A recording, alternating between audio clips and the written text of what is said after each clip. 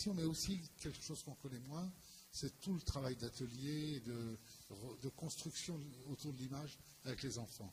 Qui est là un axe pas forcément commercial et pas forcément marchand.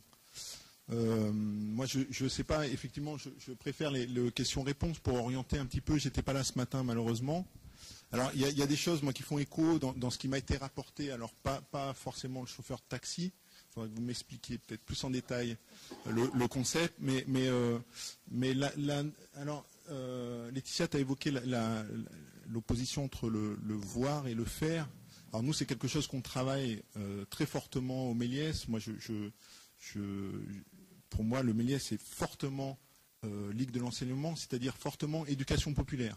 C'est un cinéma d'éducation populaire. Et dans l'éducation populaire, il y a bien sûr le faire avec les enfants pour mieux comprendre. Mais je ne mets pas en opposition avec le voir, parce que pour moi, le voir est essentiel. Alors, on a aussi abordé la notion d'outil. Oui, bien sûr, l'outil, mais il faut aussi, pour moi, c'est essentiel de considérer l'art comme une finalité, et pas uniquement comme un outil. Et que les deux sont possibles. Voilà. Les deux ne sont pas en opposition. Comme pour moi, le voir et le faire ne sont pas en opposition.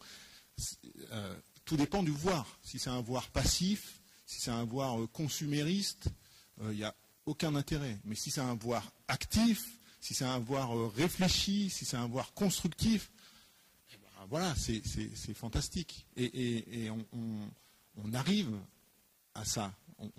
C'est possible. Et notamment avec le cinéma. Enfin, moi, c'est le domaine que je connais. Mais du moment où on considère le cinéma comme une finalité, comme un art, comme quelque chose qui va provoquer des émotions, qui va provoquer des sensations, qui va provoquer des interrogations. Et moi, la réponse que j'apporterai très modestement à la problématique de l'atelier de cet après-midi, quels sont les faits, c'est quoi? Les faits de culture qui font grandir. Pour moi, c'est les faits personnels, c'est ce qui se passe dans l'individu. Alors, vous parliez ce matin des familles, de l'importance de la famille, oui, bien sûr, mais elle n'est pas en opposition avec l'importance des chauffeurs de taxi, si j'ai bien compris, ou des chauffeurs de bus. Et ce qui est important, c'est ce qui se passe au niveau de l'individu. C'est que s'il y a une rencontre, s'il y a quelque chose qui se crée en lui ou pas. Si c'est juste une passation de connaissances, c'est intéressant, mais ça va pas être un fait qui va aider à grandir, je pense. Mais quand il y a un clash intérieur, qu'il y a une perturbation quelque part émotionnelle, là il y a quelque chose qui commence à ouvrir, à refaire grandir, je ne sais pas trop ce que ça veut dire, mais à ouvrir au monde, à ouvrir à la complexité du monde, à la diversité du monde. Et voilà. Et c'est quelque chose qui se passe de manière individuelle et que tous autant qu'on est autour de ces chaises, on peut y participer. Du moment où on accompagne l'enfant, on lui permet d'avoir cette rencontre. Donc le voir, pour moi, il est essentiel, et bien sûr le faire. Le faire permet de mieux voir, de comprendre ce qu'on voit. Donc pour moi, ça va forcément ensemble. Alors quand on fait, bien sûr que c'est un outil, et moi je rejoins totalement le discours de Willy, même si je suis un peu moins dans l'autogestion au cinéma, mais parfois. Voilà, c'est ces oppositions entre le voir et le faire, ou ces oppositions entre outils ou finalités qui pour moi, sont plus des complémentarités et ne s'opposent pas vraiment. Oui, non, mais voilà. Je pense qu'on arrivera à cette idée qu'il y a un équilibre à trouver entre la part de culture et la part d'art, parce qu'il y a aussi tout un mouvement qui se bat pour que l'art soit sur un piédestal. Il y a cette idée de partager. Oui, moi c'est pas le mettre sur un piédestal, c'est pas le mettre au-dessus de tout. Oui. C'est dire que il y a des objets artistiques, culturels, qui méritent d'être rencontrés, et c'est cette rencontre qui est intéressante. Moi j'aime bien il faudrait qu'on y réfléchisse, parce qu'effectivement, dans la manière de grandir, dans la manière d'un seul coup de permettre à des jeunes petits, de milieux défavorisés, d'accéder à ce milieu culturel qu'est le nôtre. Il y a souvent quand on analyse et quand on voit même ce qu'ils ont écrit ou ce qu'ils ont produit, le fait qu'il y a eu quelque chose qui, dans leur existence, a fait ce clash et qui, d'un seul coup, leur a permis de se sentir autorisés à rentrer dans le monde de ceux qui s'expriment comme nous aujourd'hui là. Qu'est-ce qui peut bien être ces clashs culturels en question? Qu'est-ce qui peut bien être, quand on regarde, je pense que je me retourne vers les gens qui sont dans la littérature ou dans les contes ou dans le théâtre, où vous avez eu donc beaucoup d'exemples de cette nature, où on perçoit l'irruption dans notre milieu de gens que rien ne prédisposait dans leur origine à pouvoir investir d'un seul coup ce milieu. Qu'est-ce qui permettrait de multiplier? Il y a plein de choses. Parce qu'à l'heure actuelle, je vous disais ce matin, c'était ma grosse déception ce matin, c'est que quand même statistiquement, il ne faut pas rigoler dans cette histoire, c'est scandaleux. On est toujours sur un 80% de légitimisation de ce qu'une classe culturelle n'arrive pas à être à la hauteur de ce que est celle qui détient actuellement les rênes du pouvoir. Il y a plein, j'ai le micro donc je le garde un petit peu.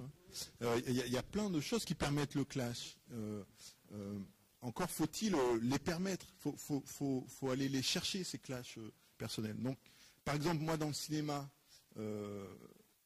aujourd'hui, il y a beaucoup de films qui sont faits pour, au contraire, qu'il n'y ait aucun clash, qui sont formatés du début jusqu'à la fin, qui suivent la même recette, aussi bien visuelle que scénaristique, et qui sont là qui sont faits pour qu'il n'y ait pas de clash, pour conforter, pour rassurer, pour donner des habitudes et pour amener dans une direction qui est souhaitée.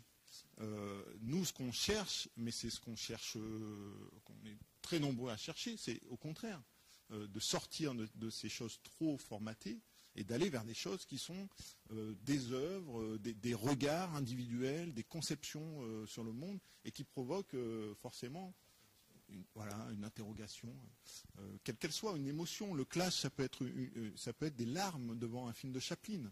Et ben, voilà, la première fois qu'on pleure devant un film de Chaplin, c'est un clash personnel. Et un gamin qui n'a jamais vu un Chaplin, qui n'a jamais vu un film burlesque, encore moins en noir et blanc, qui se retrouve à pleurer ou à rire devant un Chaplin, et ben il y a un avant et un après. Voilà.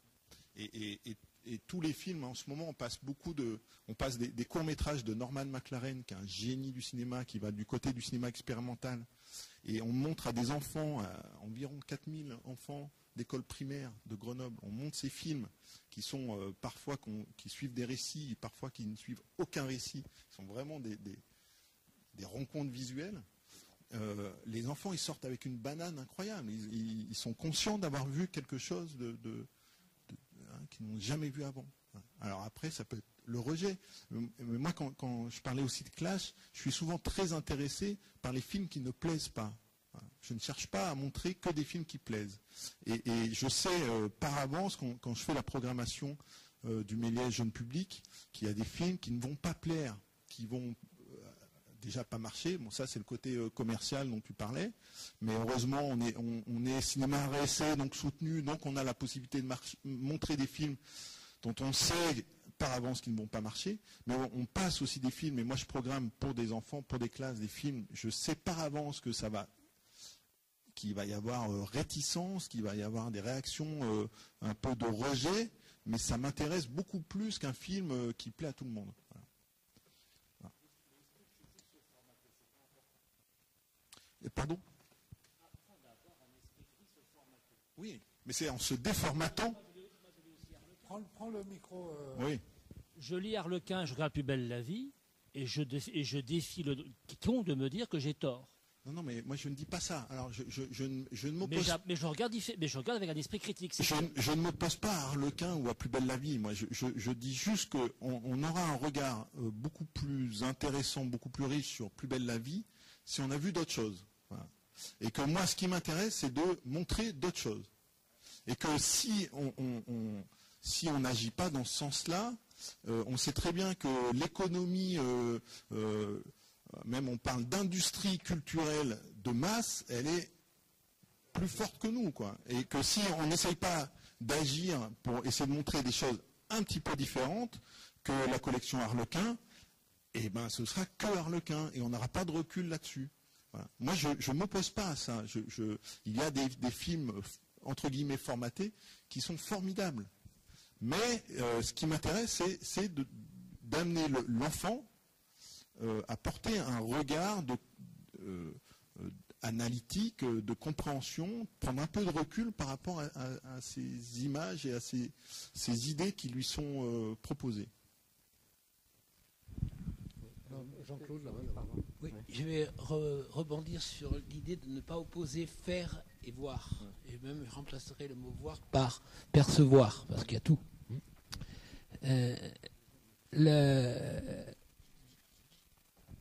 Le verbe qui est médiateur, c'est le verbe éduquer.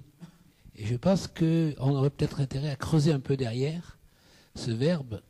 Je vais utiliser un autre verbe qui me paraît plus riche, c'est celui de apprendre. L'enfant naît en capacité d'apprendre. Pour lui, apprendre et jouer, c'est la même chose. Jusqu'au moment où il arrive à l'école primaire, où on lui dit d'apprendre et après il pourra jouer. Donc là, il y a une rupture que l'on ne sait pas bien traiter. Éduquer à la citoyenneté, quel que soit le moyen, ce n'est pas transmettre des valeurs, ce n'est pas transmettre ou que transmettre des valeurs, c'est transmettre la possibilité que chacun crée d'autres possibles. Parce que pour moi, c'est la force du cinéma aujourd'hui, c'est qu'on voit des choses avec d'autres personnes, qu'on n'est pas seul. Voilà. Voir ensemble. Alors, c'est quelque chose que je décline. Il y a un festival voir ensemble, il y a des séances voir ensemble pour les jeunes, pour les enfants. Voilà. Parce que j'aime beaucoup cette idée-là. Et les séances voir ensemble pour les enfants, l'idée, c'est de leur donner la possibilité de voir un film et après d'en discuter en essayant d'enlever les adultes de la salle. C'est-à-dire que la discussion, elle se fait entre enfants. Alors, moi, je suis passeur de micro, mais l'idée, c'est qu'ils se posent des questions et qu'ils y répondent s'ils ont la réponse à la question du voisin, qu'ils essayent d'y répondre entre eux. Et moi, j'essaye de ne pas trop y répondre. Ce qui m'intéresse, c'est les questions, en fait. Et même si on va rester finir sur une question dont on n'apporte pas forcément la réponse, pour moi, on a réussi.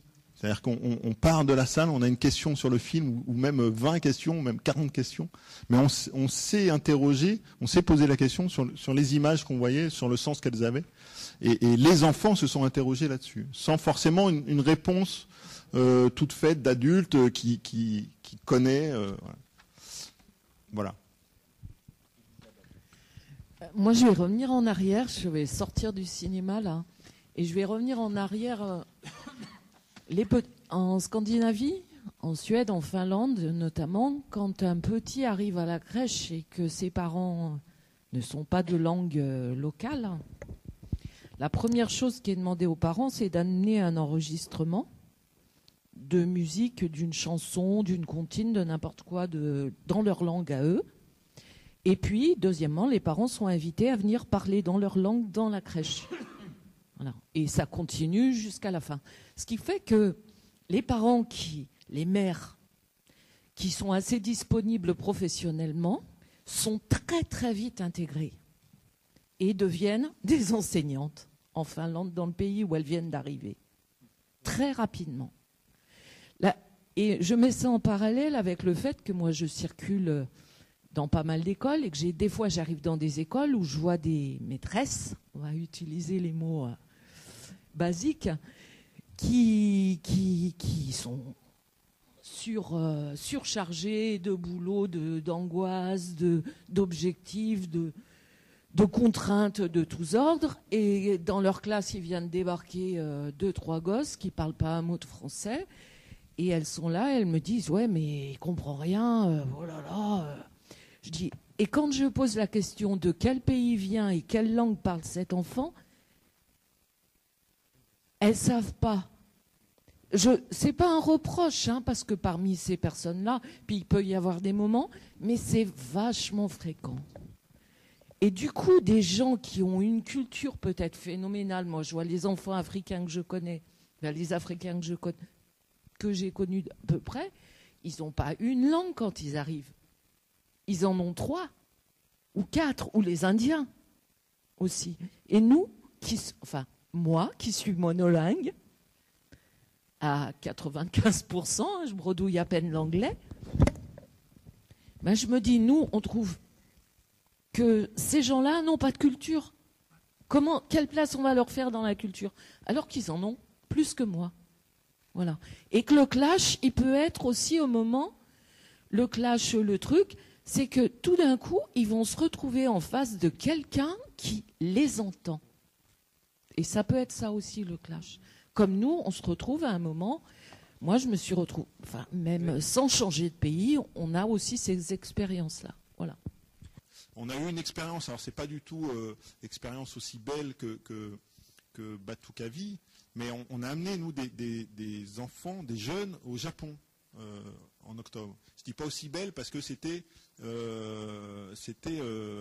sur leur bon vouloir. Enfin, c'est eux qui payaient leur voyage.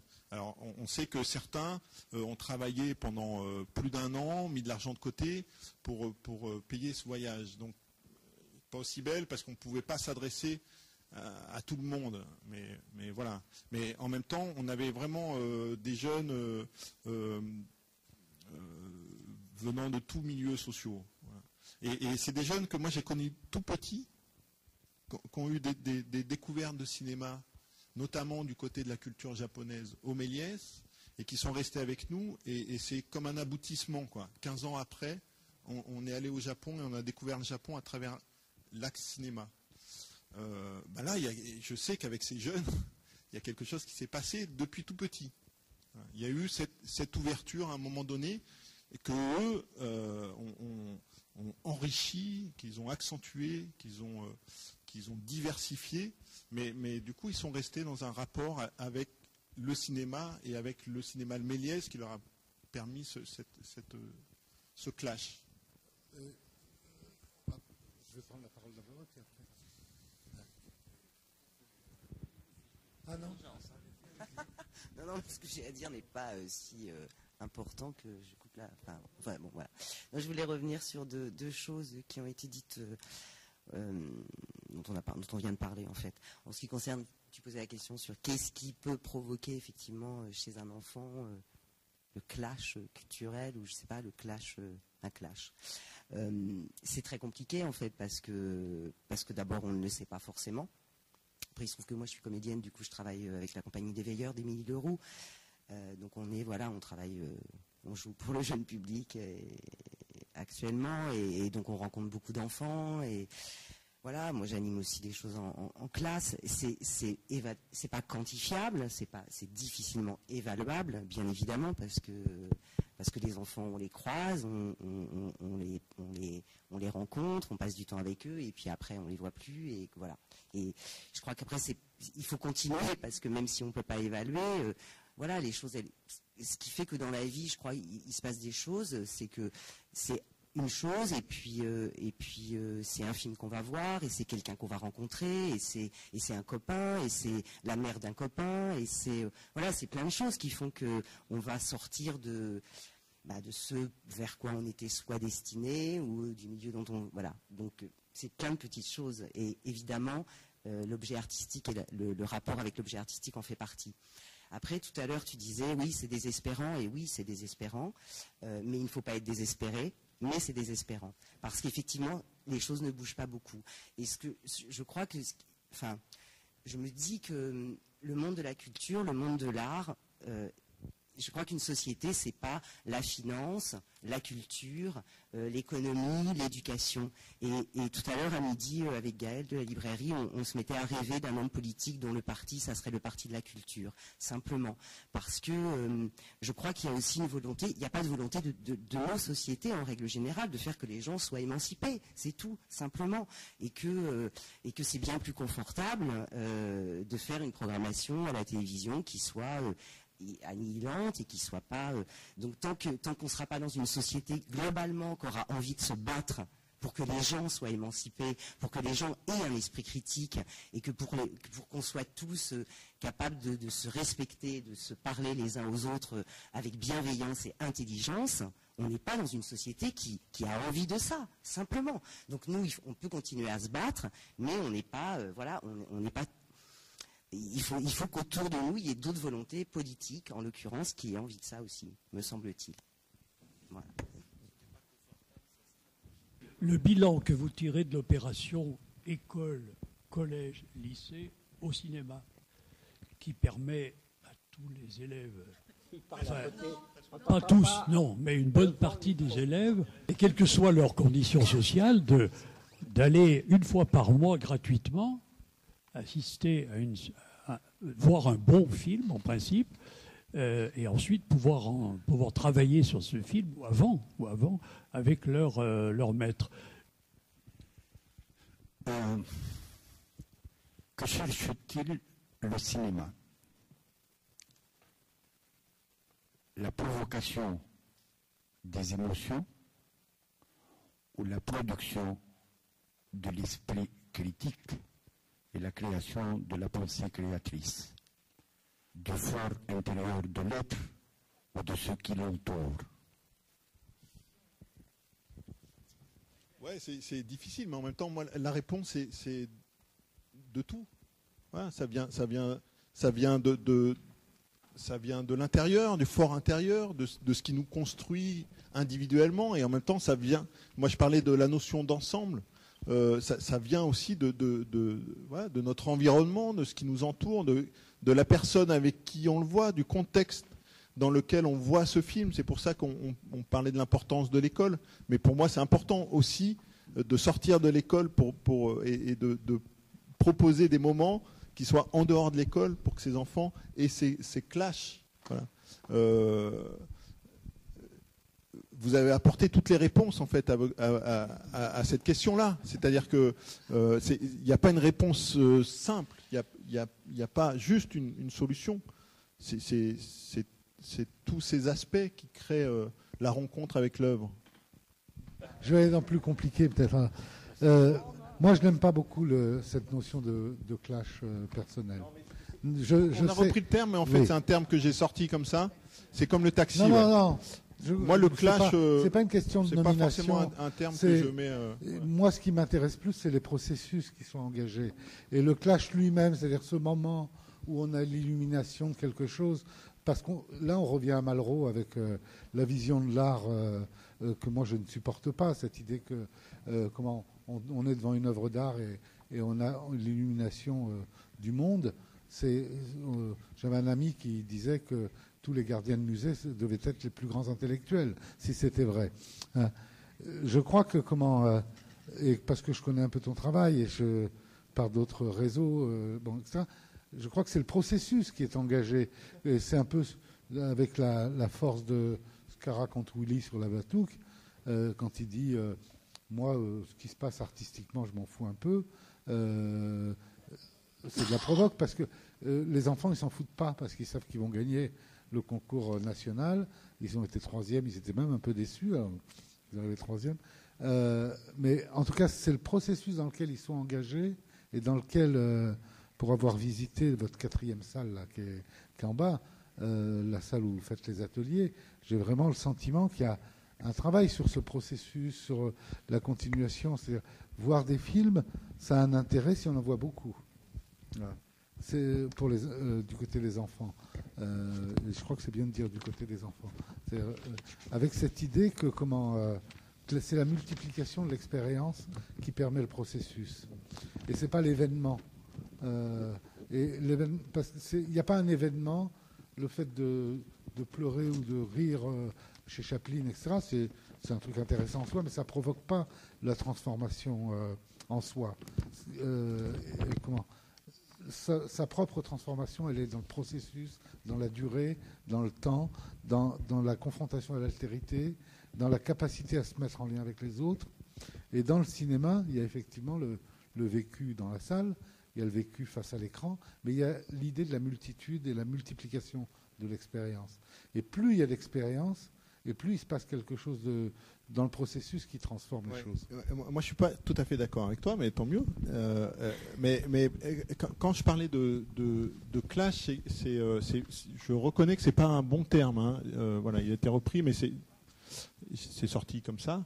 Mais c'est qu'à un moment donné, il se passe quelque chose. Et en fait, moi, ce qui m'intéresse, c'est ce qu'on va faire après, avec ces émotions, une fois qu'il y a une rencontre. Non, mais c'est comment tu parles de processus. Tu parles de processus, bien sûr, que moi j'inscris cette éducation à l'image du côté de l'enfant dans un processus qui est long, qui est riche. Il faut une diversité. C'est un seul travail. Voilà. Mais comment inscrire l'enfant dans le processus? Moi, ce qui m'intéresse, c'est qu'il ne soit pas que obligé. C'est-à-dire qu'il ne vienne pas que avec l'école, qu'il vienne aussi par lui-même. Et pour qu'il vienne par lui-même, il faut qu'il y ait à un moment donné quelque chose qui lui donne envie de revenir. Et c'est ses émotions, c'est son histoire. Ah oui, ça peut être aussi le passeur, ça peut être le passeur. Mais il faut qu'il y ait à un moment donné un déclic, quelque chose qui donne envie. Marco, peut-être que ce que j'ai mal dit, c'est que la position professionnelle ou d'intervenant, etc., elle est à constituer les espaces de vie dans lesquels les enfants vont se développer ou vont avoir leur capacité à être là. Hein. C'est pas à créer ce clash, parce qu'il appartient profondément à chacun. Et il est impossible, c'est-à-dire si on travaille dans cet objectif-là, ça n'a aucun sens. Et comment ? Et les gens qui rêvent de ce moment-là, etc., on est à côté de la plaque. La seule chose, c'est quelle capacité on a à créer des processus dans lesquels les enfants ils ont une place et qui puissent progresser à l'intérieur de ça, avoir une expérience d'émotion, pas d'émotion, ou de compréhension, d'analyse, de sens critique, et puis à un moment donné de révélation de quelque chose, mais on n'en sait rien. Et puis en plus, ça ne nous appartient pas du tout. C'est ça qui est essentiel. Et le rôle de l'espace public autour des enfants, c'est pas de chercher ce clash personnel, parce qu'il appartient à chacun, c'est de créer un bain culturel ou un bouillonnement ou tout ce qu'on veut autour et avec l'enfant pour qu'il puisse progresser, construire quelque chose qui lui appartienne. Si on ne se met pas dans... Parce qu'il y a une sorte d'ambition un peu messianique quelquefois du côté de certains artistes qui considèrent qu'ils vont créer... il y a d'autres termes qui sont employés que le clash, mais cette émotion tellement forte qu'on transforme l'homme, etc. Et on arrive à la vision nietzschienne, nietzschienne du super-homme, de Nietzsche. Hein, comment on dit nietzschienne? Oui, je ne me suis pas trompé.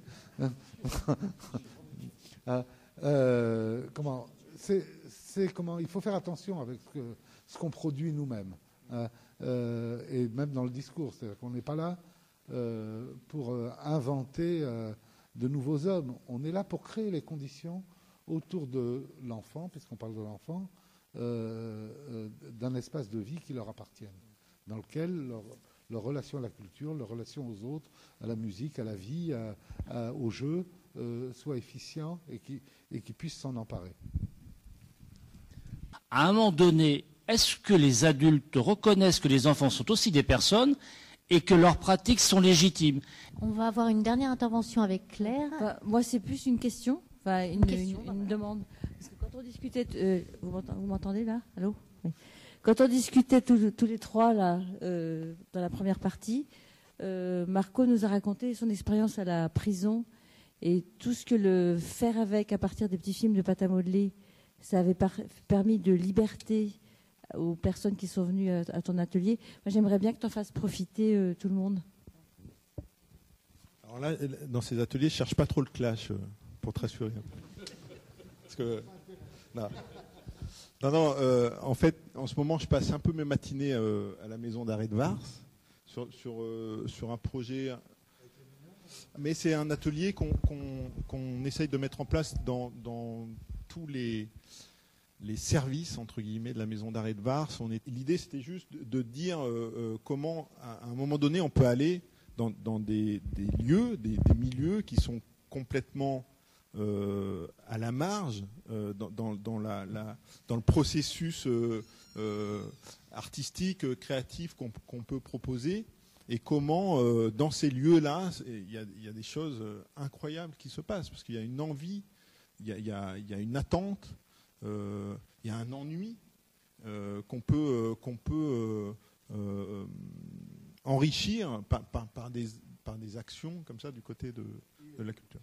J'ai envie encore de faire un jeu de mots, parce qu'on parlait des images qui nous font penser, et comme ce matin Ben Soussan il disait qu'il fallait éviter le malentendu de vouloir faire grandir, enfin, c'est quelque chose qui m'a bien plu, parce qu'on voudrait toujours que les enfants grandissent, vouloir faire grandir. Et moi j'aime bien ce verbe croire, croître et croire, parce qu'en fait, pourtant je sais si je crois plus, mais en fait on peut aider à croître si on croit dans la personne.